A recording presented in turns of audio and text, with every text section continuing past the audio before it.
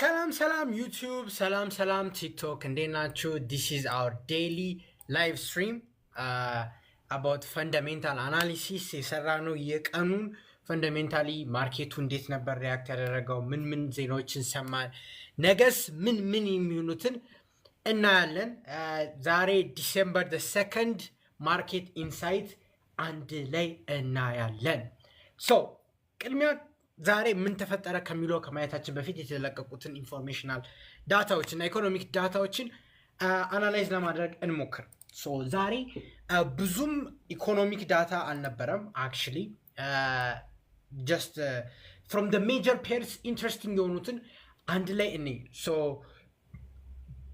interesting news የነበረው ጀሮም ፓወል ስፒች ነበረው ዛሬ the federal chairman የሆነው የዶላርን እጣ ፋንታ የሚከታተለው ጀሮም ፓወል ስፒች ነበረው ሌሊት 10 ሰዓት ላይ but ማርኬቱ ላይ ኬኦስ ላለመፍጠር he didn't comment anything about interest rate he basically blabbers about the economy ስለ interest rate ስለ ምንፈልገው traders what we want ምንም ነገር አላገኘንም basically በዚህ ነገር like ምንም ነገር አላገኘንም ማርኬቱ ኤክስፔክት ያደረገው ትንሽ ዶቪሽ ቶን ከዛ በኋላ የሚመጡትም ስፒቾች ዶቪሽ ሆናሉ ተብሎ ተጠብቆ ነበር but actually there is nothing ዶቪሽ ግን ዛሬ ሰርፕራይዚንግ የሆነ ኢንፎርሜሽን ያገኘ ነው ኢኮኖሚክ ዳታ ከዩሮዞን ነው ዩሮዞን ኮር ሲፒአይ ኦር ኢንፍሌሽን ጌጅ የሚያደርጉትን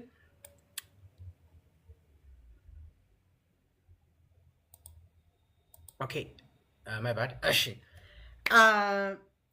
core inflation or core CPI የሚባለው የኢንፍሌሽን ምን ያህል እየሄደ ነው የሚለው የሚያሳየው actually ticked up ትንሽ የኢንፍሌሽነሪ ፕሬሸር እንዳለ አሳይቷል but overall ስናየው it's nothing that to be የሆነ የሚያስደነግጥ አይነት አይደለም small tick up ነው but combined with unemployment rate another tick up with a 6.4% ሲመጣ ማርኬቱ ትንሽ ሾክ አድርጎ ነበር this shows በጣም weakness ከዚህም በላይ ኢንትረስት ሬት ከት ያደርጉ የሚያስብል ኢንፎርሜሽን ነበር ያገኘ ነው እናም ዩሮ ዩኤስዲ ብናይ actually it was kind of negative ትንሽ pull back አድርጎ ወደ ላይ ሄዶ ነበር ግን it really continued to go downwards generally speaking ማለት ነው so ዩሮዞን ድክመት እያየን ነው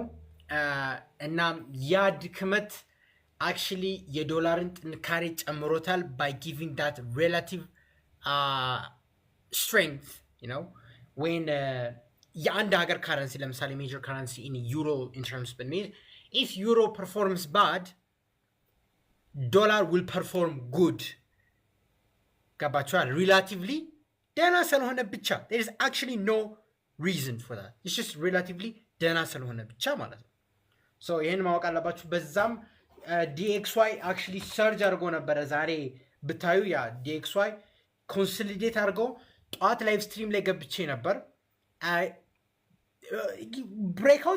breakout ያደርጋል ወደዚህ ወደ ላይ ወደ ታች ግን I'm most likely saying I'm going to be bearish but that will give another layer that you know ሰኞ 7 ሰዓት አካባቢ ነበር የተለቀቀው actually pull አድርጎ ሪቨርስ አድርጎ ነበር ስቲል ወደ ኋላ ተመልሷል መሀል ላይ ግን አዲስ ኢንፎርሜሽን አላገኘንም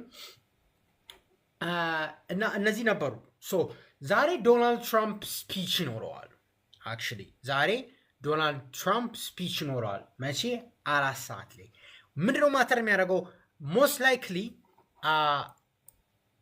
momentum የሚፈጠረው or something crazy የሚፈጠረው ስለ ቬንዙዌላ ካወራ ነው ስለ ቬንዙዌላ actually ማርኬቱ ይሄ የሆነ ነው እናም ስትራይክ ልናደርግ እንችላለን ዩሮዞን I mean ቬንዙዌላ ላይ በጣም ከባድ የሆነ እርምጃ እንወስዳለን ካሉ oil perform good ያደርጋል oil is gonna perform absolutely top of the notch I know you know it's like በጣም chunky price action ማለት ትችላላችሁ ከሰኞ በኋላ የኦፔክ ሀገራት ስብሰባ የፒስ ኔጎሽዬሽን ምናምን ጨምሮ ነበር።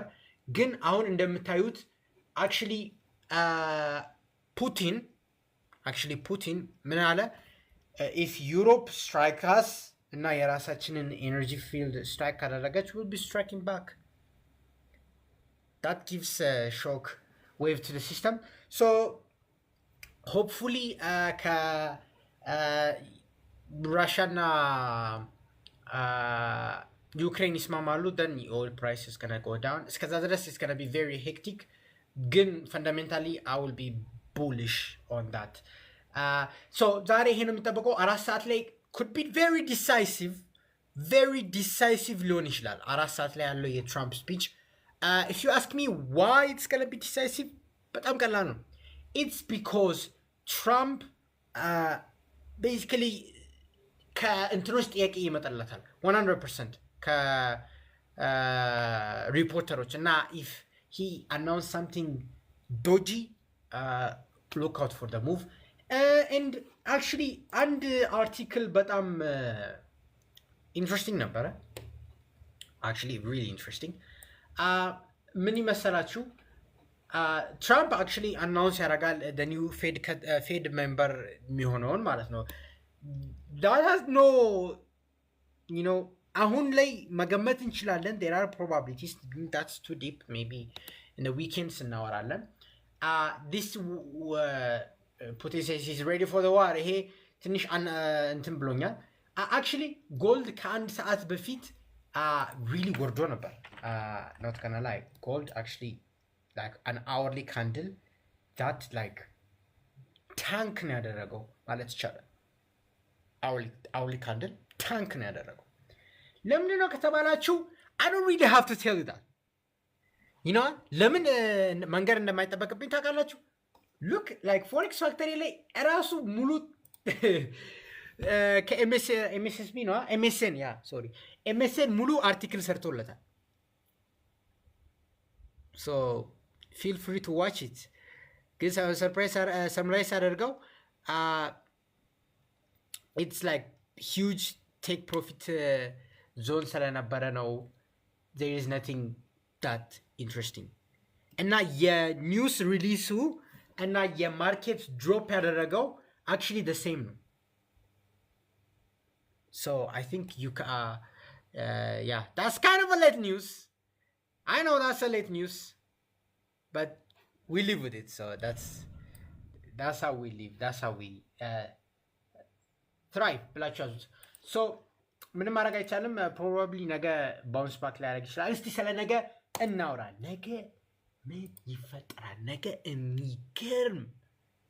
የሚገርም የሆነ ኒውሶች ነው ያሉት። የመጀመሪያው ኒውስ ማርኬቱ ስፍ ብሎ የሚጠብቀው ይችናል። ADP የፕራይቬት ሴክተር ዳታ ሆኖ ቫይብ ለምንድን ነው ይሄ በጣም የሚጠበቀው ካላችሁኝ የአንኤምፕሎይመንት ኢንፎርሜሽናል ዴፊሲት ላይ ነው። ማለትም ኢንፎርሜሽን የለንም ብዙም ስለ አንኤምፕሎይመንት የሚያሳየን ማለት ነው። for that reason ይሄ የኤዲፒ ሪፖርት የኢንትረስት ሬቱ ከመምጣቱ በፊት ኢንትረስት ሬቱ ከት አናውንስ መደረጉ በፊት ቀጣይ ሳምንት ነው አናውንስ የሚደረገው ሜጀር አንኤምፕሎይመንት ዳታ ነው። so this major unemployment data በጣም ማተር ያደርጋል። ገባችሁ አይደል ጋይስ? so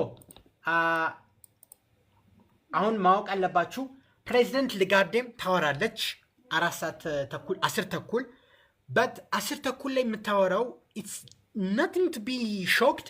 ግን ፕሬስ ኮንፈረንስ ላይ ካለች they will ask her unemployment እንዴት ነው ቲካፕ አድርጓል፣ ኢንፍሌሽንም ቲካፕ አድርጓል፣ እንዴት ነው ለመዋጋት ያሰብሽው፣ ምን አሰብሽ፣ ምን የተካሄደ ነው ምናምን የሚባል ጥያቄ ይመጣል። እነዛ ጥያቄዎች ማርኬቱን hugely influence ሊያደርጉ ይችላሉ። hugely very big one. and sorry የአውስትራሊያን ዶላር ጂዲፒ ይለቀቃል። አውስትራሊያን ዶላር as a safe ትንሽ ሞሜንተም ፈጥሮ ነበር። እስቲ AUDUSD ብናይ actually generally positive ነበር።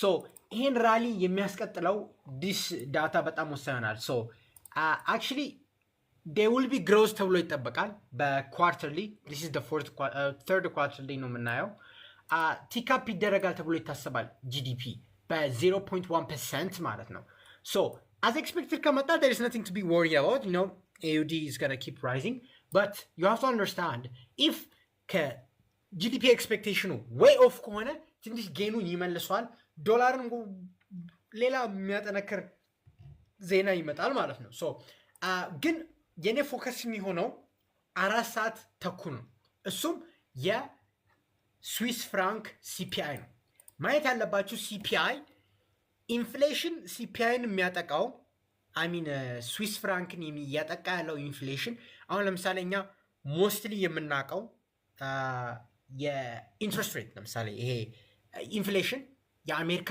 ኢንፍሌሽን በዛ በየሀገሩ ስታዩ ኢንፍሌሽን በዛ ነው የሚባለው but if you actually look at it Swiss franc is deflation which means prices are not going up prices are going down and that deflation is the worst enemy ባለፈው መንስ ሾክ አድርጎ ነበር የሚያስደነግጥ እንትን የመጣው -0.3 so ድጋሚ አሁንም ዲፍሌሽነሪ ኢንቫይሮንመንት ካለ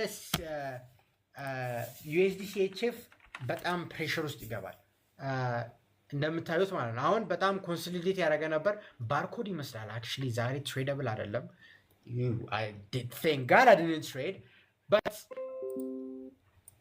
ይሄ ሞሜንተም ሊያስቀጥለው ይችላል ማለት ነው this momentum እስከ ላይ ድረስ ሊያስቀጥለው ይችላል if ዲፍሌሽነሪ ኢንቫይሮንመንት በጣም ከበዛ ግን ትንሽ ኢንፍሌሽን ከተነቃቃ ለስዊስ ፍራንክ ስለሚያደላ price could go down as expected ከመጣ don't expect too much volatility ለማለት ነው ግን ማርኬቱ በቃ basically guys 10 ሰዓት ከሩብ if I can I will be live streaming the ADP እና lifetime analysis ለመስራት ሞክራለሁ so ይሄ ADP ሪፖርት ከ42000 ወደ 7000 ይቀንሳል ተብሎ ይታሰባል this is very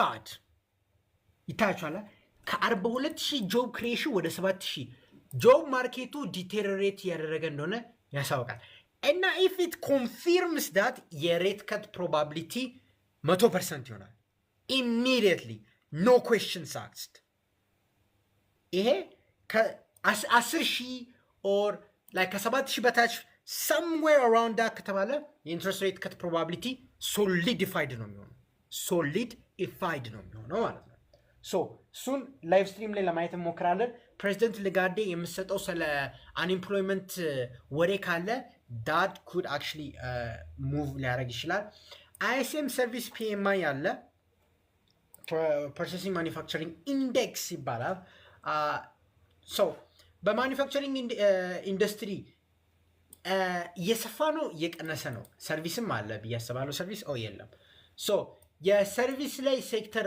ኤክስፓንድ ያደረገ ነው ኮንትራክት ያደረገ ነው ኢፍ የአንኤምፕሎይመንት ዳታ መጥፎ መጥቶ ለምሳሌ ድጋሚ ISM ዳታ መጥፎ ከመጣ የሬት ከት ፕሮባቢሊቲ ላይክ ኦልሞስት 100 ይሆናል ላይክ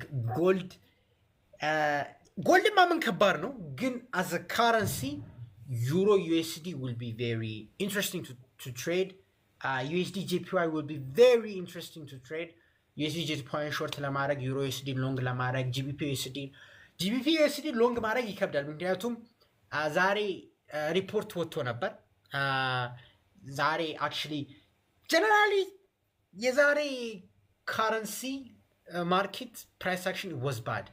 CHF USD was actually horrible ማለት ይቻላል ግን ነገ ምናልባት የአሜሪካንን ዳታ ስናገኝ we would have some sort of direction you know direction so